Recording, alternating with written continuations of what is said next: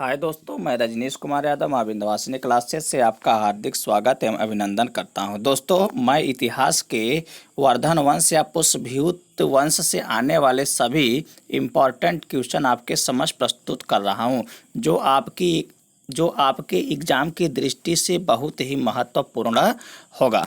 दोस्तों, जो हमारे चैनल पे पहली बार आए हैं वह चैनल को सब्सक्राइब जरूर कर लें, बेल आइकन को जरूर दबाएं और लाइक एवं शेयर करना ना भूलें। दोस्तों, चलिए हम करते हैं पहला क्वेश्चन। पहला क्वेश्चन है हमारा, थानेश्वर में वर्धन वंश या पुष्यभूति वंश की स्थापना किसने की? तो यह किसने किया था? ये किए थे पुष्यभूति वर्धन। किसने किए थे? पुष्यभूति वर्धन ने वर्धन वंश या पुष्यभूति वंश की स्थापना की। आपका उत्तर यहाँ पे ऑप्शन सी सही हो जाएगा। अगला क्वेश्चन देखते हैं। एक तरफ दिया गया है और दूसरी तरफ दिया गया है, उसको मिलान करना है। चलिए देखते हैं क्या हो जाएगा। तो ये हमारा हो जाएगा, वर्धन वंश की जो राजधानी थी कहाँ थी? ये थी थानेश्वर। कहाँ थी? थानेश्वर। और मौखरी वंश की राजधानी कन्नौज। वाकाटक की राजधानी दक्कन। मैत्रक की राजधानी वल्लभी। तो ये क्या हो जाएगा? ऑप्शन ए सही हो जाएगा। अगला क्वेश्चन देखते हैं।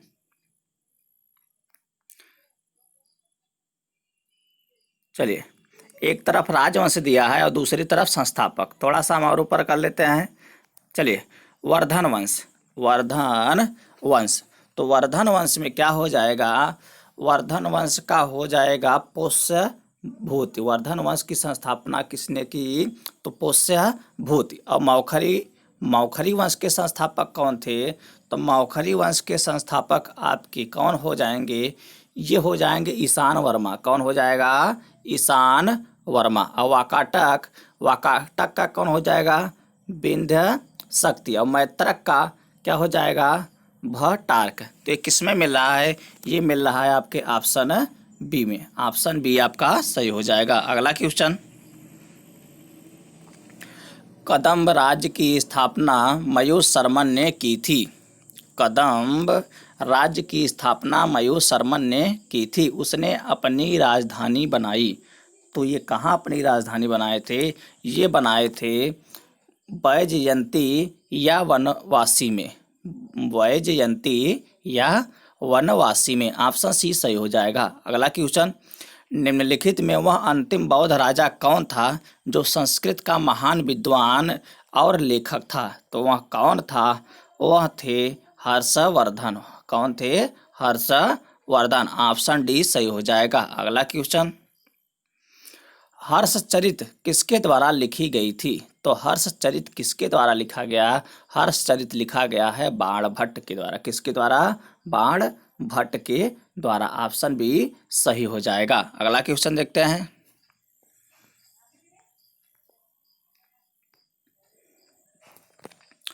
हर्षवर्धन के समय में कौन सा चीनी तीर्थयात्री भारत आया था? तो हर्षवर्धन के समय में कौन आया था? तो हर्षवर्धन के समय में आया था ह्वेन-सांग। कौन आया था? ह्वेन-सांग। ऑप्शन डी सही हो जाएगा। अगला क्वेश्चन देखते हैं।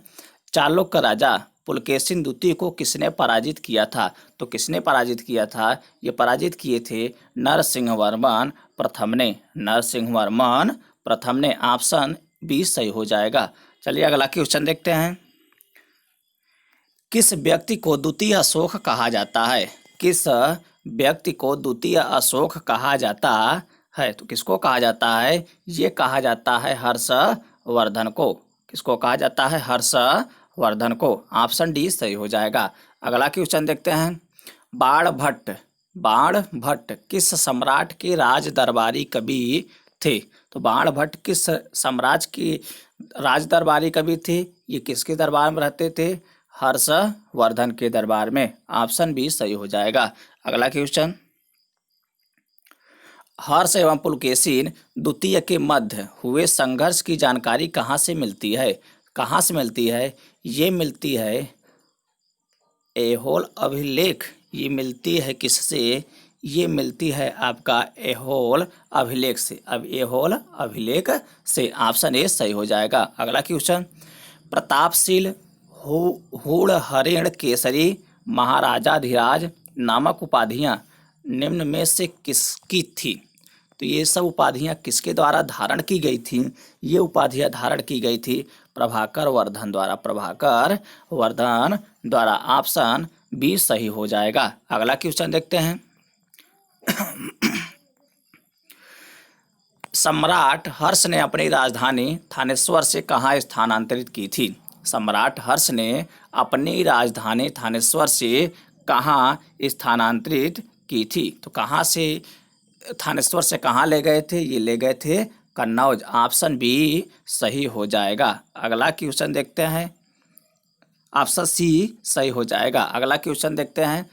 शकलोत्तरा पथनाथ किसे कहा जाता है? शकलोत्तरा पथनाथ किसे कहा जाता है? तो किसे कहा जाता है? ये कहा जाता है हर्षवर्धन को। ऑप्शन बी सही हो जाएगा। अगला क्वेश्चन। वेनसांग ने किसे शिलादित्य कहा है? वेनसांग ने किसे शिलादित्य कहा है? तो किसे कहा है? ये कहे हैं हर्षवर्धन को। ऑप्शन डी सही हो जाएगा। अगला क्वेश्चन देखते हैं। गुप्त वंश के ह्रास के पश्चात उत्तर भारत में बड़े भाग का पुनर्गठन किसने किया? बड़े भाग का पुनर्गठन किसने किया? तो किए थे हर्षवर्धन ने। हर्षवर्धन ने। ऑप्शन सी सही हो जाएगा। अगला क्वेश्चन। बंगाल का कौन सा शासक हर्ष का समकालीन था? बंगाल का कौन सा शासक हर्ष का समकालीन था? वह कौन था? वह था शशांक। वह था शशांक। ऑप्शन ए सही हो जाएगा। दोस्तों ये देखिए किसी न किसी एग्जाम में पूछे गए हैं जो आपके एग्जाम के लिए भी बहुत महत्वपूर्ण है। इसको एक बार दो बार देख लोगे तो इससे आपके वर्धन वंश या पुष्यभूति वंश से आने वाले सभी क्वेश्चन आप कर ले जाएंगे। अगला क्वेश्चन देखते हैं। चालुक्य शासक पुलकेशिन द्वितीय ने किस नदी के किनारे हर्षवर्धन को परास्त किया था? चालुक्य शासक पुलकेशिन द्वितीय ने किस नदी के किनारे हर्षवर्धन को परास्त किया था? तो ये किए थे नर्मदा के किनारे, नर्मदा नदी के किनारे। ऑप्शन सी सही हो जाएगा। अगला क्वेश्चन देखते हैं। हर्ष के शासनकाल में उत्तर भारत का सबसे महत्वपूर्ण शहर कौन सा था? हर्ष के शासनकाल में उत्तर भारत का सबसे महत्वपूर्ण शहर कौन सा था? तो ये था आपका कन्नौज। कौन था? कन्नौज। ऑप्शन बी सही हो जाएगा। अगला क्वेश्चन देखते हैं। हर्ष की जीवनी किसने लिखी? तो हर्ष की जीवनी किसने लिखी? ये लिखे थे बाण भट्ट। बाण भट्ट। ऑप्शन बी सही हो जाएगा। अगला क्वेश्चन। हर्षवर्धन अपनी धार्मिक सभा कहाँ किया करता था? तो हर्षवर्धन अपनी धार्मिक सभा कहाँ किया करता था? ये किया करता था प्रयाग में। कहाँ किया करता था? प्रयाग में। अगला क्वेश्चन। वर्धन वंश की राजधानी थानेश्वर किस प्रदेश में स्थित है? वर्धन वंश की राजधानी थानेश्वर किस प्रदेश में स्थित है? तो किस प्रदेश में स्थित है? ये स्थित है हरियाणा में। ऑप्शन बी सही हो जाएगा। अगला क्वेश्चन।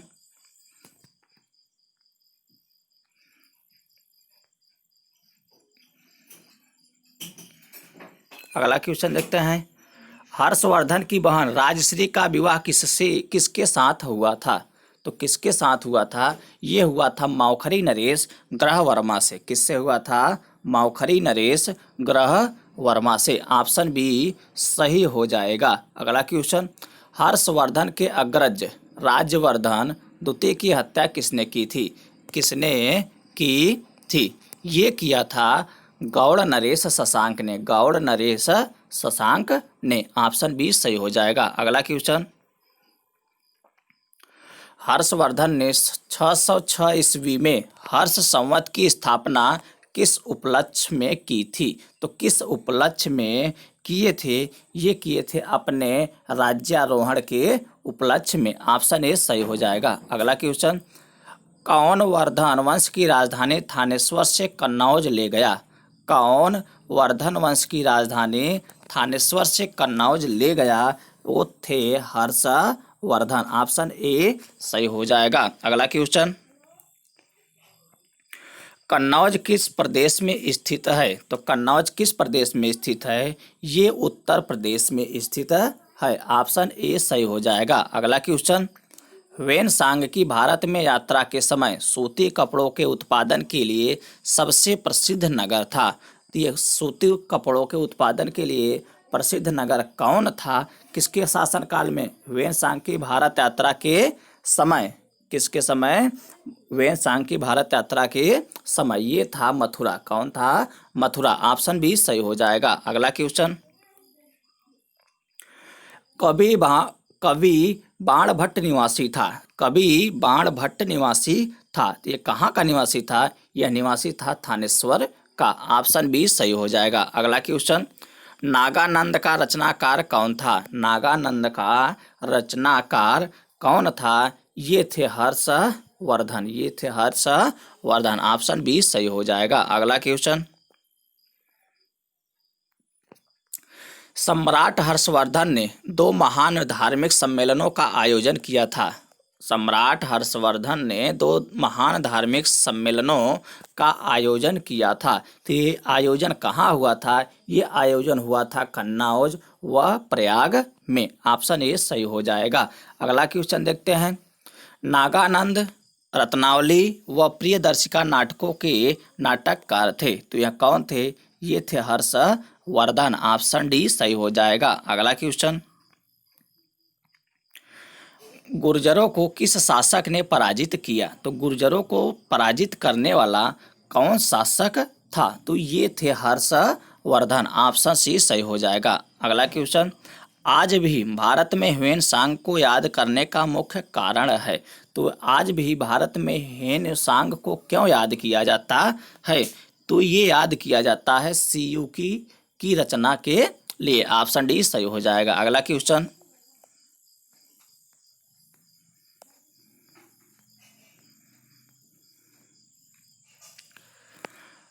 हर्षवर्धन के विजयी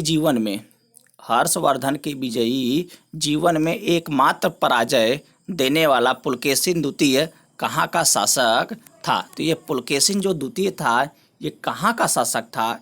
ये शासक था बादामी या वातापी का। बादामी या वातापी वंश का शासक था। ऑप्शन ए सही हो जाएगा। अगला क्वेश्चन, हर्षवर्धन ने अपनी पुत्री का विवाह वल्लभी नरेश से किया, जो कि उसकी एक बड़ी कूटनीतिक उपलब्धि थी। वल्लभी नरेश का नाम था। तो वल्लभी नरेश का नाम क्या था? यह था, अच्छा रुक जाइए, वल्लभी नरेश का जो नाम था वह था ध्रुवसेन द्वितीय। ध्रुवसेन द्वितीय। ऑप्शन ए सही हो जाएगा। अगला क्वेश्चन, 641 ईस्वी में किसने चीन के राजा ताइत्सुंग के पास एक राजदूत भेजा? तो वह कौन था? वह थे हर्षवर्धन। ऑप्शन डी सही हो जाएगा। अगला क्वेश्चन बहुत बड़ा है, देखते हैं। हर्षवर्धन के भारतीय मिशन के जवाब में चीनी सम्राट ताइत्सुंग ने 3 चीनी मिशन हर्षवर्धन के दरबार में भेजे, जिसमें से एक मिशन हर्षवर्धन के मरणोपरांत पहुंचा। अंतिम मिशन में शामिल उस चीनी राजदूत का क्या नाम है जिसने हर्ष की मृत्यु के तुरंत बाद जो घटनाक्रम घटित हुआ उसका विस्तार से वर्णन किया है? तो वह कौन था? वह था वांग वेन सी। ऑप्शन ए सही हो जाएगा। अगला क्वेश्चन, किस चीनी यात्री को वर्तमान शाक्य मुनि एवं यात्रियों में राजकुमार कहा जाता है? तो वह कौन था? वह था ह्वेनसांग। कौन था? ह्वेनसांग। ऑप्शन बी सही हो जाएगा। अगला क्वेश्चन, ह्वेनसांग भारत में लगभग कितने साल रहा? ह्वेनसांग भारत में लगभग कितने साल रहा? तो वह 14 साल रहा। मान लीजिए 14 साल का वनवास इसको हुआ था। ऑप्शन सी सही हो जाएगा। अगला क्वेश्चन, ह्वेनसांग के समानार्थ एवं महायान धर्म के प्रचारार्थ हर्षवर्धन ने कहाँ महासभा का आयोजन 643 ईस्वी में करवाया था? तो यह महासभा कहाँ आयोजित हुई थी? तो ये आयोजित हुई थी कन्नौज में। कहाँ हुई थी? कन्नौज में। ऑप्शन ए सही हो जाएगा। अगला क्वेश्चन, कुंभ मेला को प्रारंभ करने का श्रेय किसे दिया जाता है? तो यह किसे दिया जाता है? ये दिया जाता है हर्षवर्धन को। ऑप्शन सी सही हो जाएगा। अगला क्वेश्चन, नर्मदा नदी पर सम्राट हर्ष के दक्षिणवर्ती अग्रगमन को रोका। नर्मदा नदी पर सम्राट हर्ष के दक्षिणवर्ती अग्रगमन को रोका। तो वह किसने रोका था? ये रोकने वाले थे पुलकेशिन द्वितीय। कौन था? पुलकेशिन द्वितीय। अगला क्वेश्चन,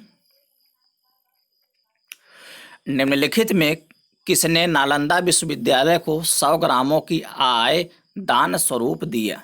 तो यह कौन थे? ये थे आपके हर्षवर्धन। ऑप्शन डी सही हो जाएगा। अगला क्वेश्चन देखते हैं। एक तरफ रचना है और दूसरी तरफ रचनाकार। तो रचना और रचनाकार को हम मिलाते हैं। तो रचना और रचनाकार को अगर हम मिलाते हैं तो क्या हो जाएगा? हर्षचरित और कादम्बरी। हर्षचरित और कादम्बरी ये क्या हो जाएगा? ये हो जाएगा 1 नंबर। ये 4 नंबर हो जाएगा। क्या हो जाएगा? 4 नंबर। ये हो जाएगा ये। ठीक। और इसके बाद है नीति दशक, श्रृंगार शतक, भक्ति शतक। नीति शतक, श्रृंगार शतक और भक्ति शतक ये हो जाएगा भर्तृहरि। अगला है आपका 16 शतक। 16 शतक कौन हो जाएगा? मयूर। इसके बाद है क्या है? प्रियदर्शिका, रत्नावली, नागानंद ये हो जाएंगे हर्षवर्धन। तो ये किसमें मिल रहा है? ये मिल रहा है आपका ऑप्शन ए। ऑप्शन ए सही हो जाएगा। अगला क्वेश्चन, निम्नलिखित में से कौन हर्षवर्धन के दरबार से संबंध नहीं था? तो हर्षवर्धन के दरबार से कौन संबंध नहीं था? तो ये नहीं था, ये हो जाएंगे कालिदास। ऑप्शन बी सही हो जाएगा। अगला क्वेश्चन, कथन और कारण से दिया गया है। हर्षवर्धन ने किसी नवीन शासन प्रणाली को जन्म नहीं दिया।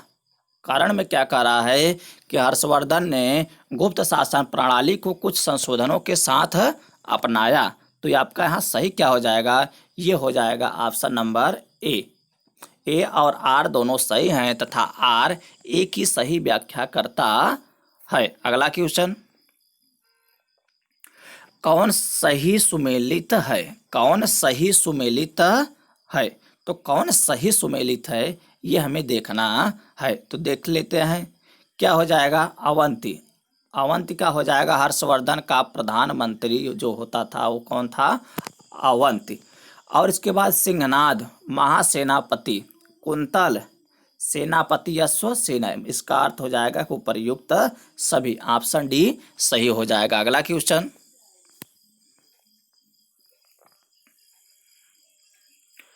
किसका कथन है भारत के लोग गर्म मिजाज के हैं, उन्हें जल्दी गुस्सा आता है परंतु ईमानदार होते हैं, भारतीय स्वच्छता प्रेमी हैं। भारतीय स्वच्छता प्रेमी हैं। तो ये किसने कहा था? ये कहे थे वेन सांग। ऑप्शन सी सही हो जाएगा। अगला क्वेश्चन, अग्रहार का अर्थ था। अग्रहार का अर्थ था। तो अग्रहार का अर्थ क्या था? ये था ब्राह्मणों को दिया जाने वाला कर मुक्त भूमि अनुदान। क्या कहलाता था? अग्रहार कहलाता था। ऑप्शन ए सही हो जाएगा। अगला क्वेश्चन, घंटी यंत्र या तुला यंत्र का प्रयोग होता था। घंटी यंत्र या तुला यंत्र का प्रयोग होता था। किस लिए होता था? ये आपका खेत की सिंचाई के लिए होता था। ऑप्शन बी सही हो जाएगा। अगला क्वेश्चन, दक्षिण भारत के संदर्भ में एरी पत्ती का अर्थ था। दक्षिण भारत के संबंध में एरी पत्ती का अर्थ था। तो एरी पत्ती का क्या अर्थ था? ये था जलाशय की भूमि। क्या थी? जलाशय की भूमि। ऑप्शन ए सही हो जाएगा। अगला क्वेश्चन, हर्ष के काल में भू राजस्व की सीमा थी। हर्ष के काल में भू राजस्व की जो सीमा थी वह थी 1/6 से 1/10 भाग। ऑप्शन बी सही हो जाएगा। अगला क्वेश्चन और इस वीडियो का लास्ट क्वेश्चन, इसका लास्ट क्वेश्चन, मौखरी शासकों की राजधानी थी। तो मौखरी शासकों की राजधानी कौन थी? वह थी कन्नौज। कौन थी? वह थी कन्नौज। ऑप्शन बी सही हो जाएगा। दोस्तों ये इस वंश से लास्ट क्वेश्चन था। जो आप इस वंश से आने वाले कोई भी क्वेश्चन आपका छूटेगा नहीं। और जो दोस्त आए हैं हमारे चैनल पे पहली बार, वह चैनल को सब्सक्राइब जरूर कर लें और बेल आइकन को दबा लें। धन्यवाद दोस्तों।